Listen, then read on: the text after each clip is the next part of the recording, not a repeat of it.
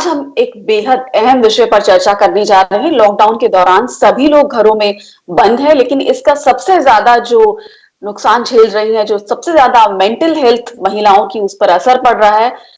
वो है महिलाओं को घर में रहते हुए डोमेस्टिक वायलेंस का सामना करना पड़ रहा है। जी हाँ, घरेलू हिंसा से महिलाएं पहले भी पीड़ित होती थी, लेकिन अब ये स्थिति आ गई है कि चौबीसों घंटे जो पहले से घरेलू हिंसा उनके साथ जो लोग कर रहे थे, वो अब उनके साथ 24 घंटे रह रही हैं। किसी को शिकायत नहीं कर सकती, क्योंकि जाएं तो जाए कहाँ। इन सब मुद्दों पर चर्चा करने के लिए हमारे साथ बेहद खास मेहमान मौजूद है। हमारे साथ रंजना कुमारी जी मौजूद हैं, जो सीएसआर से हैं और महिलाओं के मुद्दों पर लगातार काम करती रही हैं, कई सालों से एकेडमिशियन भी हैं। बहुत बहुत स्वागत है रंजना जी आपका हमारे कार्यक्रम में। धन्यवाद पूर्णिमा।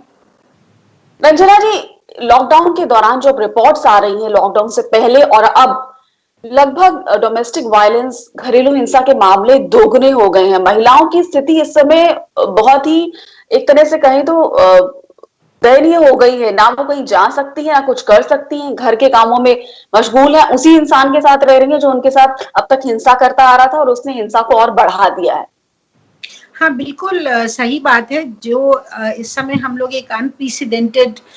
सोशल लाइफ में सब लोग फंसे हुए हैं, क्योंकि ये कभी हुआ नहीं किसी के साथ, ना हमने कभी एक्सपीरियंस किया, ना परिवार के सदस्यों ने। तो इस तरह की जो परिस्थिति है उसमें दुनिया में, ना सिर्फ हिंदुस्तान में बल्कि दुनिया में महिलाओं पर हो रही हिंसा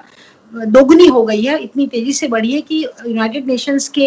सेक्रेटरी जनरल को कहना पड़ा कि सरकारें व्यवस्था करें ऐसी महिलाओं के लिए जो कि इस तरह की घर के अंदर हिंसा का शिकार हो रही हैं। अब तीन तरह की परिस्थितियां हैं। परिस्थिति एक ऐसी है जिसमें कि हिंसक तो नहीं था परिवार, पति या पुरुष जो परिवार के थे वो हिंसक नहीं थे, लेकिन अब लगातार घर के अंदर रह के वो सब कुछ नहीं करना पड़ा जो शायद वो उन्होंने कभी नहीं किया होगा। कभी भी परिवार के तमाम काम में हाथ नहीं बटाया होगा, बच्चों के साथ कभी नहीं समय बिताया होगा। जिस तरह की, क्योंकि एक बार घर से निकल गए फिर वो बाहर हैं, वो कभी ध्यान में, अगर औरतें काम भी कर रही थी तो ये काम कर रही थी। दूसरा ये कि दूसरी परिस्थिति ऐसी है कि जिसमें वो पहले से ही हिंसक रिश्ते थे और अब वो साथ साथ रह करके उसमें और ज्यादा इंटॉलरेंस बढ़ गई है, डिप्रेशन बढ़ गया है। बहुत हद तक लोग और खासतौर से महिलाएं बिल्कुल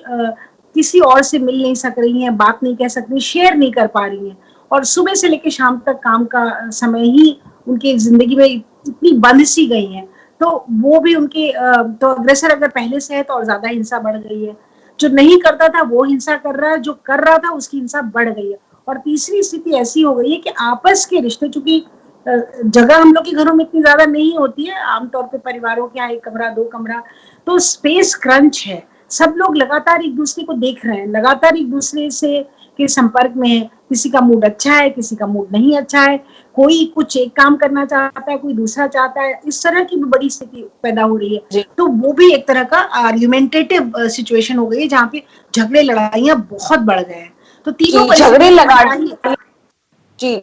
लड़ाइयाँ बहुत बढ़ गए हैं और इसमें महिलाओं को सबसे ज्यादा इस हिंसा का सामना करना पड़ रहा है। तो किस तरह की शिकायतें, किस तरह के मामले आपके पास लगातार आ रहे हैं? देखिए, हमारे पास जो मामले आए हैं, एक तो इतनी सीरियस स्थिति में है कि वो औरत ने कहा है कि मुझे किसी तरह से यहाँ निकलवा के मेरे माँ के पास भिजवा दीजिए, लेकिन अब वो पुलिस को कॉल नहीं कर सकती। वो हमसे कहती है कि आप पुलिस को मत बोलिए, हम वहां तक उसको लेने के लिए जा नहीं सकते, ना हमारी कोई काउंसलर जा सकती है। बहुत समझाने बुझाने, उसका पति फोन पर आता नहीं है बातचीत करने के लिए। तो आप इस बार कितनी घुटन भरी स्थिति है कि औरतें वहां से निकलना भी चाह रही तो कोई रास्ता नहीं है। और ऐसे में अगर सरकार ने जिस तरह से कोविड पेशेंट्स के लिए व्यवस्था हुई है, जिस तरह से कुछ इस तरह की जगहें निश्चित कर देते जहां वो औरतें निकल के जा सकती, तो शायद उस परिस्थिति से वो निकल सकती हैं। लेकिन महिलाओं पर हिंसा हो रही है, बढ़ रही है, सब जान रहे हैं। एनसीडब्ल्यू ने एडवर्टाइज किया है, ऐप लॉन्च किया है, हम सब लोग इसको कर रहे हैं, लेकिन सरकार की तरफ से एक बार भी ये बयान नहीं आया हुआ कि महिलाओं पर हिंसा जो हो रही है उनके लिए क्या व्यवस्था है, किस तरह की सुविधा उपलब्ध कराई जा रही है। और दूसरा, ना ही ये अपील आ रही है कि भाई घर के अंदर आप हैं तो कम से कम इतना तो करिए ना, इतनी ह्यूमैनिटी को आप एम्ब्रेस करिए कि हिंसा मत करिए। लेकिन शायद पॉलिटिशियंस को, पॉलिसी मेकर्स को इस बात की बिल्कुल चिंता नहीं कि औरतें घर के अंदर कूट रही हैं, पिस रही हैं, परेशान हैं, मानसिक रूप से प्रताड़ित हो रही हैं। और खास तौर से कई सारी औरतें, इसके बाद आप देखेंगे कि कितना सारा मेंटल इलनेस बढ़ने वाला है। जी, इसके बाद मेंटल इलनेस बहुत ज्यादा बढ़ने वाला है, क्योंकि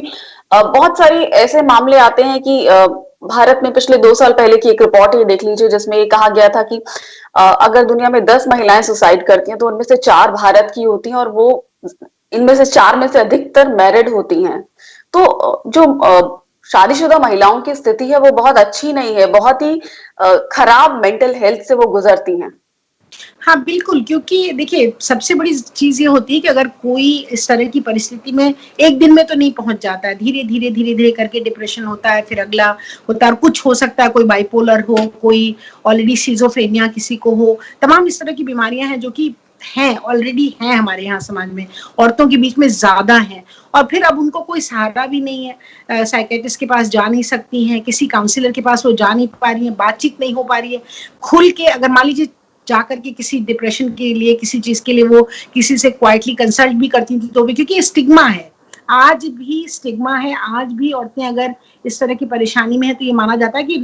बहाने बना रही हैं, नखरे कर रही हैं, कुछ और तरह से, मतलब उनको ही ब्लेम किया जाता है, उनकी मानसिक स्थिति को समझने की बिल्कुल कोशिश हमारे यहाँ नहीं की जाती। तो एक तो ये कि उनको किसी भी स्ट्रक्चरल सिस्टम में मेडिसिन का, डॉक्टर का, थेरेपिस्ट का इस समय कोई सपोर्ट नहीं है। दूसरा ये कि जो इस तरह की बीमारियां, जो क्यों हिंदुस्तान में सुसाइड होता है, अगर आप अंदर से भी मौन है, अंदर भी साहस नहीं है बोलने का, अंदर से भी मौन है और बाहर भी कोई सहारा नहीं है, तो एक तरह से ड्रिवन टू सुसाइड होता है। ये अपने आप कोई सुसाइड नहीं करता, लेकिन इतना ज्यादा परिस्थितियां खराब कर दी जाती हैं औरतों के लिए कि उनके पास कोई चारा नहीं होता। हालांकि मैं बिल्कुल सपोर्ट नहीं करती इस बात को, आप रास्ता निकालेंगी तो जरूर निकलेगा, सुसाइड तो बिल्कुल कोई रास्ता नहीं है, और कभी भी उसके बारे में सोचना भी नहीं चाहिए और करना भी नहीं चाहिए, क्योंकि आप एक जीवन लेकर आए हैं और आपको अपना पूरा जीवन अपने टर्म्स में जीना आना चाहिए, और उसके लिए आपको एक बहादुर बनने की जरूरत है। लेकिन फिर भी होता है, बहुत सारी औरतें समझ ही नहीं पाती हैं क्या हो रहा है उनके साथ, ना उनको कोई समझाता है, ना वो किसी से कह पाती हैं। तो जिसको कहते हैं ना घुट घुट के रहना, और घुट घुट के फिर अपने जीवन को त्याग देना, तो ये चीजें हो रही हैं इस समय। और हम लोगों को बिल्कुल, और खासतौर से मैं साइकियाट्रिस्ट जो देश के अंदर हैं, जो काउंसलर्स हैं, जो थेरेपिस्ट हैं, मैं उनसे अपील करना चाहूंगी कि प्लीज आप अपने नंबर्स को एडवर्टाइज करिए, आप सामने आइए। कोविड के लिए सब लोग सामने आ रहे हैं, कितना कुछ सिखा रहे हैं, समझा रहे हैं, लेकिन औरतों के साथ जो हिंसा हो रही है, औरतों की जो मेंटल एगनी है, औरतों के साथ जो काम का बोझ इतना ज्यादा बढ़ गया है, और फिर आप ये समझिए अगर उनकी जॉब चली गई है तो उनके लिए तो कोई रास्ता ही नहीं दिखाई पड़ रहा होगा उनको। मैं समझ सकती हूँ कि जो लड़कियां, जो औरतें जॉब में थी और अचानक कंपनियां बंद हो गई और उनको अनएम्प्लॉयमेंट जो फेस कर रही हैं, उनके पास तो बिल्कुल सिर्फ परेशान होने के अलावा कोई रास्ता नहीं है। तो उन लोगों के लिए आप प्लीज अपने, और दूसरा ये कि गवर्नमेंट को भी इस समय एक बहुत ऑर्गेनाइज ढंग से सपोर्ट सिस्टम की पॉलिसी लानी चाहिए, फोन नंबर से एडवर्टाइज करनी चाहिए, जो डोमेस्टिक वायलेंस की केसेस हैं वो कहाँ जाए वो औरतें, कोई रास्ता निकालना चाहिए। एक जो रिस्पांस होता है, जो पॉलिसी रिस्पांस, स्ट्रक्चरल रिस्पांस, जो फाइनेंशियल रिस्पांस होता है, वो आज गवर्नमेंट को करने की जरूरत है, इस खास तौर से ऐसी महिलाओं पर जो आज घरेलू हिंसा और मानसिक प्रताड़ना की शिकार हैं। जी, तो जिस तरह दुनिया भर से भी खबरें आ रही हैं कि जो कोविड-19 है वो एक तरह से ये डोमेस्टिक वायलेंस का पेंडेमिक भी क्रिएट कर रहा है। आपको क्या लगता है कि ये सीधा-सीधा पावर इक्वेशन का मामला होता है, महिलाओं के पास संसाधन नहीं होते, या उनको उनके घर से भी, हमारे समाज का सिस्टम ऐसा है कि वो उनको इतना तैयार नहीं किया जाता, इतना सशक्त नहीं किया जाता कि वो जिंदगी जिए, बल्कि शादी को बहुत प्रायोरिटी दी जाती है, जबकि एक तरह से देखा जाए तो बहुत सारे अपराधों को ये संस्था जन्म भी दे रही है, क्योंकि हम इसको सही रूप से नहीं ले रहे हैं जैसा कि लेना चाहिए। नहीं, बिल्कुल, क्योंकि कंडीशनिंग जो होती है ना, जिसको कहते हैं सोशल कंडीशनिंग, वो इस समय अब पुरुषों को, लड़कों को, परिवार के मर्दों को ये पता चल रहा है कि हमारी सोशल कंडीशनिंग कितनी डिफेक्टिव थी। आज आपके घर में मेड नहीं आ रही है तो झाड़ू लगाना ही पड़ेगा। आप कितने दिन गंदे में, कितने, हम लोग आज पूरा 1 महीने से ऊपर हो गया, घर के अंदर आपको काम करना ही पड़ेगा, किचन में आपको जाना ही पड़ेगा। बच्चा अगर परेशान है, रो रहा है, कुछ कर रहा है, नन्हा बच्चा, उसको आपको देखना ही पड़ेगा। लेकिन आप तो एक मर्द हैं और आपको ये सिखाया गया कि नहीं, मर्द का ये सब काम नहीं है। तो मान के चलिए कि अब समय बदल गया है। मुझे लगता है कोविड-19 से एक चीज जो पॉजिटिव साइड में देख रही हूँ कि बहुत सारे लड़के और पुरुषों को अब ये बात पता चल रही है, या वो पहले से जो करते थे उनको तो नहीं कह रही हूँ क्योंकि वो तो करते ही थे और सहयोगी हैं, लेकिन मैरिज इंस्टीट्यूशन के अंदर जो जिम्मेदारी है वो बराबर की है, 50-50। मतलब अगर आप जो कर रहे हैं और जो महिलाएं कर रही हैं, बिल्कुल बराबर की जिम्मेदारी होगी, वो करनी है तो कभी आप करिए, कभी वो। तो इसलिए अच्छा जीवन जीने के, और मैं एक बात और कहूंगी कि जो टेंशन है उसको आज कम करने की मैरिज में जरूरत बहुत बड़ी है, क्योंकि अगर साथ साथ रहना है, आप निकल के कहीं जा नहीं सकते, तो अगर साथ साथ रहना है तो आपको तरीके निकालने पड़ेंगे। आप अपने कमरे में चले जाइए, आप अपनी किताब पढ़िए, महिलाओं को भी पढ़ने का मौका दीजिए, अपनी फिल्में देखिए, ताश खेलिए, हो सकता है कुछ आप कोई और बोर्ड गेम्स होते हैं वो खेलिए, कुछ और करिए, ताकि आपके अंदर जो टेंशन बिल्डअप हो रही है नई जिम्मेदारियों की, नए तरह के काम की और नौकरियां जाने की, उन सबको आपको अपने अंदर से अपने बैठने नहीं देना है, दिमाग में आपको निकालना है, और महिला का आपको सहयोग करना है, ताकि फिर वो एक नॉर्मल तरीके से आपकी मैरिड लाइफ में आपके साथ जिंदगी जी सके, और आपके प्रति भी उनका, पुरुषों के प्रति भी उसका सम्मान बढ़ेगा, और महिलाओं के प्रति तो पूरे समाज में इस समय लोग कह रहे हैं कि सारी जिम्मेदारी आज औरतों पर है। औरतें चाहे वो नर्स हैं, चाहे वो पब्लिक सर्विस में, अभी हम लोग यहाँ पर काफी कुछ राशन वगैरह डिस्ट्रीब्यूट कर रहे हैं, मैं देखती हूँ औरतें आराम से आके कर रही हैं, लेकिन उनके पति लोग अब टाइम हो गया घर चलिए, मतलब ये कि अब खाना बनाने का टाइम है तो वो नहीं बनाएंगे, आप घर चल के, आप अभी भी ऐसी परिस्थिति में भी आप ही चल के करिए। तो ये चीजें बदलने की आज जरूरत है, और कोविड-19 का जो माहौल है पता नहीं कब तक चलेगा, पता नहीं कब तक चलेगा। तो अगर आपने टेंशन पैदा की और आप औरत के साथ जाति कर रहे हैं, मारपीट कर रहे हैं, हिंसा कर रहे हैं, तो आप समझ लीजिए कि इससे बड़ा अपराध मानवता के प्रति, औरत के प्रति कोई हो नहीं सकता। इसलिए इसको रोकने की बेहद ज्यादा जरूरत है, और लड़कों को और मर्दों को जिम्मेदारी लेनी ही पड़ेगी। जी, तो अब लॉकडाउन में ये मामले बढ़ गए हैं, इसका एक मतलब ये भी लगाया जा सकता है कि उनको ये पता है कि अब ये सॉफ्ट टारगेट है, जाएंगी तो कहाँ जाएंगी, रहना तो यही है, तो हम टॉर्चर भी करें तो अभी इनके पास बहुत ज्यादा विकल्प नहीं है। नहीं, बिल्कुल सही बात है। जो आखिर इतनी तेजी के साथ ये मामले क्यों बढ़ गए और कैसे बढ़ गए? हैं तो सब जगह, ये रिश्ते सब जगह थे, लेकिन बस पुरुष लोग अपने ऑफिस में चले गए, औरतें अपना काम करके आ गई, वो देर से आए, घर में नहीं देखा, ध्यान भी नहीं दिया कि औरत के साथ क्या हो रहा है। और आज जब साथ साथ हैं, एक ही जगह पर है, तो निश्चित तौर पर ये इस तरह की टेंशन बढ़ रही है, और इसी की वजह से इस तरह के मामले लगातार हम लोग देख रहे हैं कि इस बीच में ही बढ़े हैं, क्योंकि औरत का मौन और उसका फायदा उठाया जा रहा है। लेकिन अगर मैं 4 बातें सिर्फ आपको 4 पॉइंट में कह देती हूँ। फोन करिए, एविडेंस अपने पास रखिए, अगर आपके साथ कोई ज्यादती हो रही है, कुछ हो रही है, तो ताकि जब भी कभी खुलेगा तब आप इसके बारे में पुलिस को खबर कर सकती हैं, संस्थाओं को खबर कर सकती हैं, कोई न कोई एनजीओ से संपर्क करिए। हम लोगों ने भी नंबर एडवर्टाइज कर रखा, आप बात तो करिए, आप कहीं ना कहीं से फोन करिए। अगर आप बात नहीं कर पा रही हैं तो हो सकता है आप कहीं कोई चैटिंग में हो, कहीं कोई गेम खेल रही हो, कोई ना कोई आप कुछ इलेक्ट्रॉनिक का कुछ ना कुछ करें, उसी में आप एक मैसेज भेज दीजिए चुपचाप कि आपकी स्थिति बहुत खराब है, ताकि कोई ना कोई इस बात को सुने समझे। किसी दोस्त को कह दीजिए, किसी रिश्तेदार को कह दीजिए, ताकि आपको ऐसी परिस्थिति में जूझना ना पड़े और उसको सफर ना करना पड़े, आपको उसमें परेशान ना होना पड़े। तो ये बहुत जरूरी है औरतों के लिए। और आखिरी बात मैं ये कहना चाहूंगी, बोलिए। अगर आप शांत रहेंगी और चुपचाप बर्दाश्त करेंगी तो आपके लिए अच्छा नहीं है, आपके बच्चों के लिए अच्छा नहीं है, और परिवार के लिए तो बिल्कुल ही अच्छा नहीं है। इसलिए बजाय इसके, देखिए परिस्थिति सबके लिए खराब है, तो मैं ये भी नहीं कहूंगी कि आर्ग्यूमेंट शुरू हो जाए, लड़ाइयां शुरू हो जाए, झगड़े शुरू हो जाए, लेकिन चुप भी मत रहिए। अगर आपकी मानसिक यातना हो रही है, अगर आपके साथ टॉन्टिंग हो रही है, तरह तरह की उल जरूर बातें आपको कही जा रही हैं, या फिर आपसे बहुत ज्यादा काम की उम्मीद की जा रही है और कोई शेयर करने को तैयार नहीं है, तो कम से कम आप सबको बिठा के समझाइए, बांटिए काम को, बच्चे भी करें, अपने अपने हिसाब से सब लोग कुछ ना कुछ करें, और तब जाकर के परिवार में ये शांति बनी रहेगी। और परिवार की शांति, समाज में तो अशांति है ही है, इस समय समाज में सब लोग भयभीत हैं, सब लोग को अनसर्टिनिटी है, ये अनसर्टिनिटी ही डिप्रेशन का कारण हो जाती है। तो फिर परिवार में तो कम से कम शांति बनाइए ना, क्योंकि परिवार तो सबसे ज्यादा सुरक्षित और स्वस्थ जगह होनी चाहिए, उसको सुरक्षित, स्वस्थ और शांत बनाइए।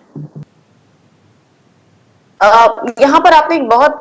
महत्वपूर्ण बात कही कि एविडेंस इकट्ठे करिए। अगर आप डोमेस्टिक वायलेंस के केस में या कोई भी केस लड़ने जाती है तो महिलाएं ज्यादातर इसलिए भी पीछे रहती हैं कि उनके पास रिसोर्सेज नहीं है, अच्छी नौकरी नहीं है, बहुत पैसा नहीं है, जिस घर में रहती है वो उनके नाम पर नहीं है, प्रॉपर्टी में महिलाओं का हक वो मिलता नहीं है तो कानूनी तौर पर दिया तो जाता है लेकिन मिलता नहीं है। या उनके पास एक परपेचुअल सोर्स ऑफ इनकम नहीं है, तो केसेस लड़ने से थोड़ा सा वो हिचकिचाती इसलिए में कि अब इस घर को छोड़ेंगी तो जाएंगी कहाँ, एक बहुत बड़ी ये एक मुद्दा होता है। तो अगर आप वो केस भी लड़ने जा रही हैं तो जो आपने कहा एविडेंस इकट्ठे करें, तो एविडेंस कैसे इकट्ठे करने चाहिए? और महिलाओं को एक ये भी होता है कि जो लीगल प्रोसेस की उतनी जानकारी नहीं होती कि वो केस करेंगी तो उसके बाद क्या होगा, तो जो ये पूरी कानूनी प्रक्रिया की समझ ना होना भी कभी कभी आपको रोकता है इस कानूनी वो उनके लिए एक होते कानूनी पचड़े में क्यों पड़ा जाए, और क्या इसके विकल्प हो सकते हैं? नहीं, देखिए, कानून पचड़ा नहीं है, कानून आपकी मदद करने के लिए आपके हाथ में दिया गया एक औजार है जिससे आप अपनी मदद कर सकती हैं। लेकिन अगर आपको जानकारी नहीं है कानून की, तो फिर जैसे domestic violence, prevention of domestic violence act है हमारा, किसी को किसी पर हिंसा करने का अधिकार नहीं है। हिंसा अपराध है। परिवार के अंदर थप्पड़ मारना हो, लात घूंसे चलाना हो, गाली बकना हो, ये सब कुछ अपराध है। आप बिल्कुल बर्दाश्त मत करिए क्योंकि ये गलत है। और इसको, और दूसरा एक मैं भी कहना चाहूंगी, जैसे आप सीरियल देखती हैं, आप अपने आप को एंटरटेनमेंट करने के लिए कुछ न कुछ तो करती होंगी, तो एक इस समय तमाम सोशल मीडिया पे प्रोग्राम्स चल रहे हैं जो आपको जानकारी दे रहे हैं। कोई कानून की जानकारी दे रहा है, कोई आपको संस्थाओं की जानकारी दे रहा है, कोई आपको हर तरह की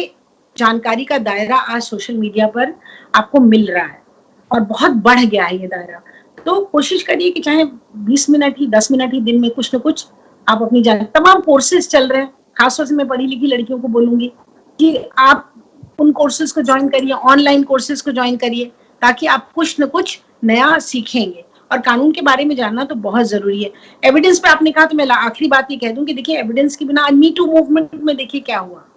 कितनी सारी महिलाओं ने हिम्मत की, लेकिन अंततः क्या होता है, कोर्ट उल्टा सीधा उनको ही कहने लग जाता है। तो ऐसे में जरूरी है कि आपके पास एविडेंस हो, रिकॉर्ड कर लीजिए,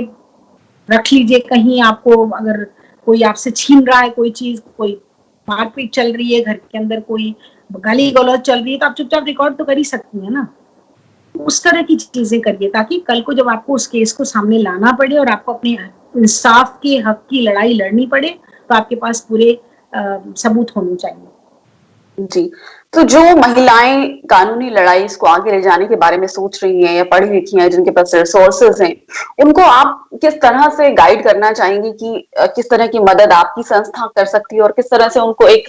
ऑनेस्ट, ईमानदार वकील मिले जो वाकई उनकी मदद करें?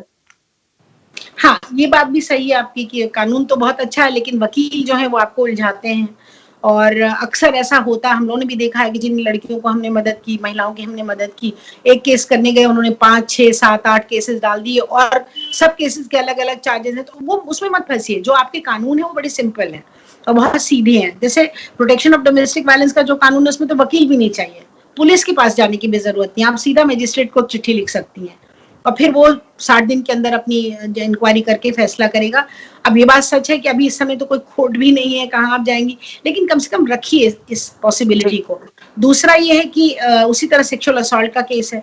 अब घर के अंदर क्या हो रहा है किसी को पता नहीं चल रहा। अब सब लोग बड़े खुश हो रहे हैं, नहीं केसेस नहीं आ रहे हैं, कोई केसेस आज पब्लिक वायलेंस के तो नहीं आ रहे, पब्लिक में कोई है ही नहीं तो नहीं आ रहे, लेकिन घरों के अंदर 92% रेप के केसेस घरों के अंदर होते हैं। तो दिल्ली पुलिस भी कहती है और देश की पुलिस भी कहती है। तो इस समय अगर किसी के साथ इस तरह का अत्याचार, इस तरह की हिंसा हो रही हो, तो वो उस चीज से पहली बात की चुप मत रहिए और किसी में धमकी और डराने में मत आइए, क्योंकि कानून आपके साथ है। और दूसरा ये कि नेशनल कमीशन फॉर वुमेन का ऐप है, डाउनलोड कर लिए, उनको इन्फॉर्म करिए। वुमेन इन चाइल्ड मिनिस्ट्री, हर स्टेट में national state commission for women है, तो वो करिए। और आज असली रूप पुरुष का इस समय दिखाई पड़ रहा है। अगर वो हिंसा कर रहा है तो इसका मतलब ये है कि कहीं ना कहीं वो आपकी जिंदगी में रहने लायक व्यक्ति नहीं है, क्योंकि इस समय हिंसा करने का मतलब दुगुना अपराध मैं मानती हूँ। क्योंकि वैसे ही व्यक्ति सशंकित है, वैसे ही व्यक्ति डरा हुआ है, वैसे ही औरतें काम के बोझ के तले दबी हुई हैं, और उस ऊपर से हिंसा, मतलब आपके अंदर कोई मानव नाम की, इंसान नाम की कोई चीज ही नहीं है। और ये इसको सोच के हम लोग के, मेरे मन में बहुत क्रोध है, बहुत अच्छा भी नहीं लग रहा है कि ऐसी परिस्थिति में हम लोग इस तरह की बात करें, जबकि इतने लोगों की हेल्थ सिचुएशन खराब हो रही है। लेकिन इसका मतलब ये नहीं कि औरतें हिंसा के लिए टारगेट बनाई जाए। इसका मतलब ये बिल्कुल नहीं है कि आप अपने व्यवहार को इतनी खराब ढंग से पेश आए घर के अंदर। इसका मतलब ये बिल्कुल नहीं है कि आप कोई घर की जिम्मेदारी ना लें। और कर रहे हैं तो फिर आपको लग रहा है कि बहुत बड़ा काम हो रहा है, आप बहुत कोई एहसान कर रहे हैं किसी के ऊपर, या आपका घर है, या आपके बच्चे हैं, या आपका खाना है, या आपके कपड़े हैं, या आपकी काम की जिम्मेदारी है, तो फिर आप उसको करेंगे, करना पड़ेगा, हर किसी को ये काम करना पड़ेगा, सिर्फ ये औरत का काम नहीं है। जी, आपने बिल्कुल सही कहा कि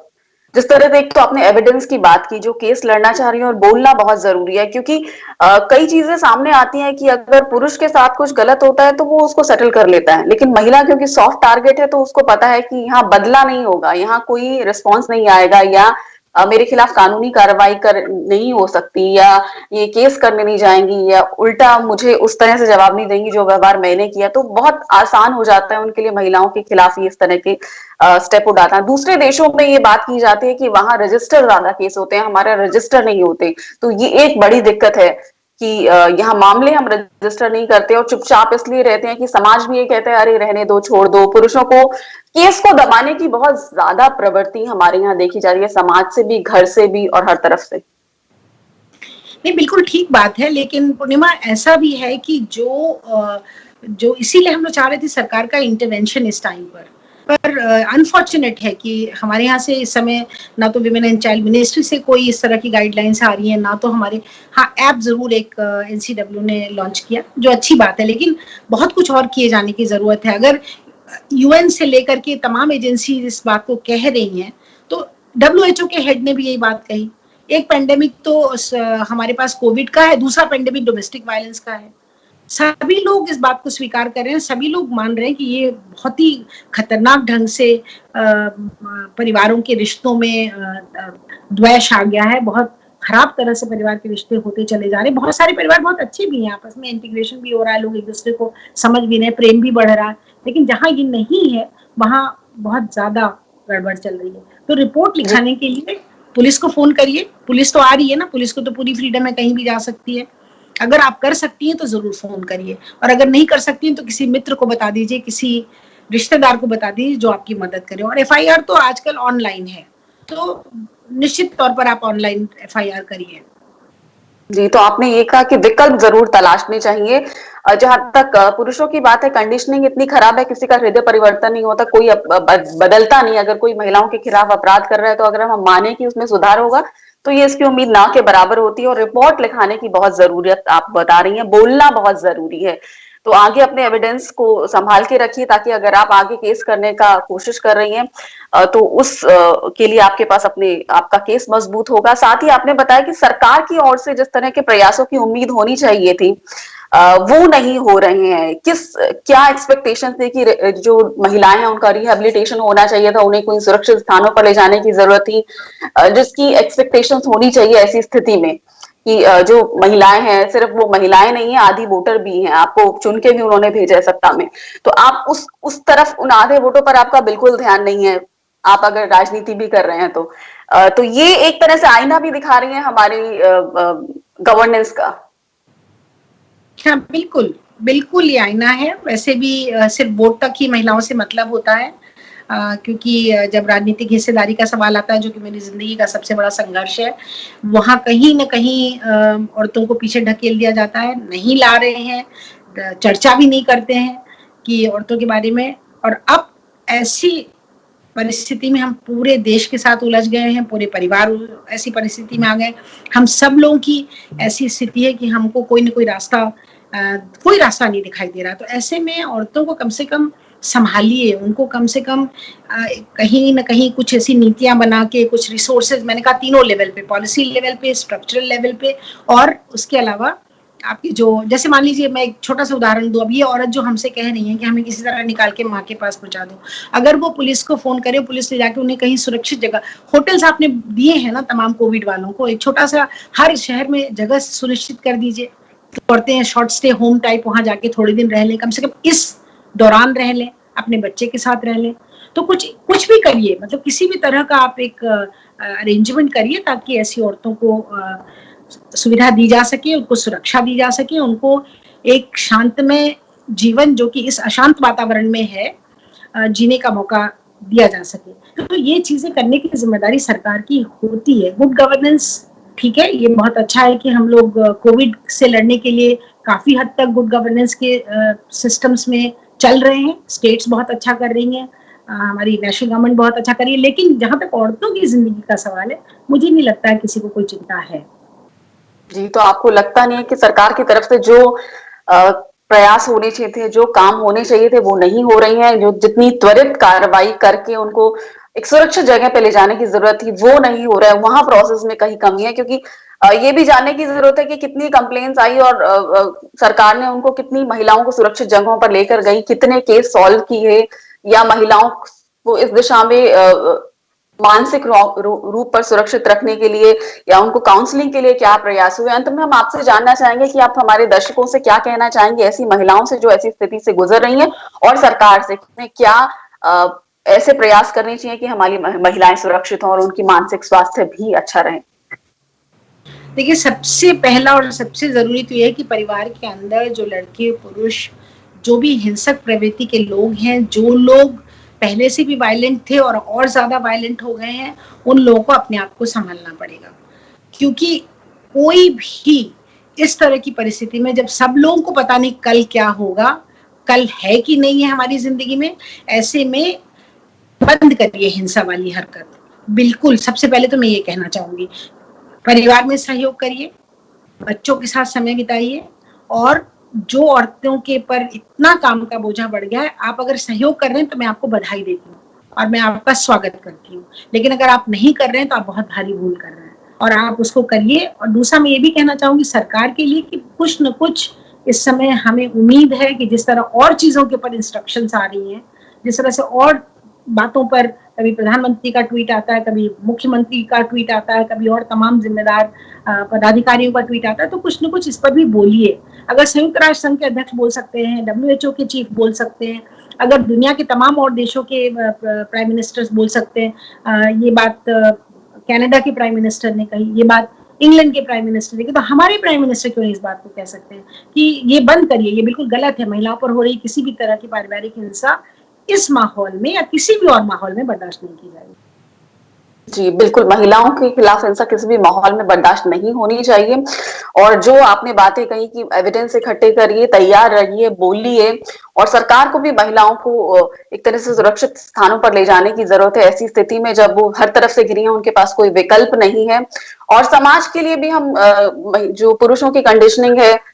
वो इसके लिए जिम्मेदार हैं। घरों में अब कहीं ना कहीं इस तरह से बदलाव लाने की जरूरत है कि आप अपने जो लड़के हैं उनको इस तरह से परवरिश दें कि वो इस लायक हो कि उनको पता हो कि महिलाओं के साथ कैसे पेश आना है, कैसे रहना है। और महिलाएं भी अपने विकल्प तैयार रखें कि जो इंसान उनके प्रति हिंसा कर रहा है वो उसके साथ रहने के लायक है नहीं, तो उस दिशा में भी वो अपने प्रयास आगे रखें और खुलकर एक जिंदगी जीने की दिशा में कदम रखें, क्योंकि विकल्प तो खुलते चले जाते हैं। बिल्कुल ठीक ठीक कहा पूर्णिमा। मैं सोचती हूँ कि अगर ये बात औरतें सुन रही हैं,